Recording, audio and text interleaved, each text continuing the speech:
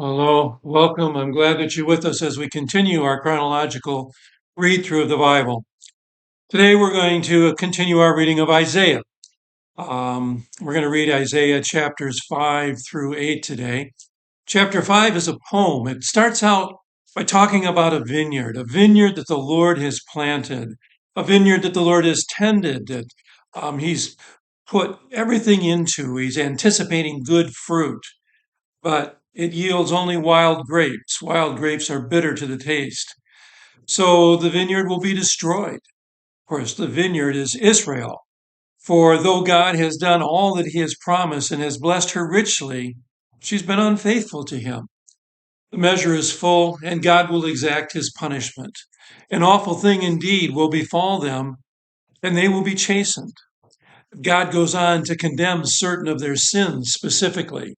In verses 8 through 10, he talks about how they have exploited others. In verses 11 and 12, how they revel in their drunkenness.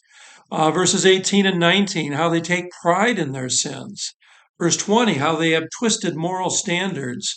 Verse 21, how they are conceited. And verses 22 to 24, how they pervert pervert justice. As such, God will punish Israel, and he's going to do it through the Assyrian army. Read this chapter with open eyes and with open ears. Our lives are also filled with idols and actions that are inconsistent with God's will. And so we also are chastened for our sinful ways, that we may be brought back to faithfulness in the Lord. Chapter 6 then begins Isaiah's vision where God calls him to be a prophet, to deliver his message of condemnation to Israel, and eventually his message of hope as well. Isaiah is carried off to the throne of God. Power and the majesty of God is overwhelming, and Isaiah despairs for his life because, well, he's sinful and he's in the presence of the holy God. But an angel touches Isaiah's lips with a coal from the altar, and his sins are forgiven. God then wonders aloud, who is he going to send with his message as his messenger to Israel? And the forgiven Isaiah cries out, "Send me." So God gives him a message to deliver, a message of judgment. The law must always precede the gospel, for without the law, the need for the gospel is hidden from man's heart. We just don't understand it. Do though use discernment when applying that principle, because many of the people you meet, even though you haven't, shall we say, preached to them the law, they're already overwhelmed by the law, something the world and life preaches quite loudly on its own, and they're already primed for the gospel, for the good news of the gospel. As we begin chapter 7, God sends Isaiah to King Ahaz in Judah. God's message, delivered through Isaiah, is that Ahaz would be calm, that he would be trusting, even in the face of the alliance of Ephraim and Assyria against them, because the Lord is going to frustrate their plans. He told Isaiah to ask a sign, but Isaiah would not. That angered the Lord.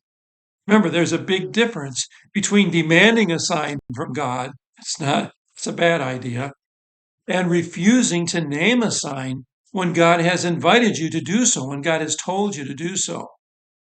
God, through Isaiah, therefore names his own sign, the sign of a virgin conceiving, bearing a son. Of course, we see that now as a messianic promise, a promise of the coming of Jesus, or at least a sign to know who Jesus is, who the Messiah is.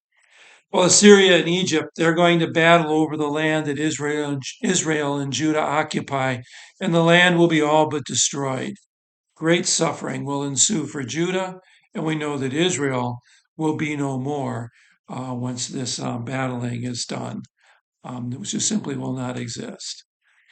May God be with you, bless you. As always, I pray that our continuing to look at these readings, maybe talk about them a little bit, makes it easier for you to understand what's going on and to follow them. I look forward to gathering with you again the next time when we get together.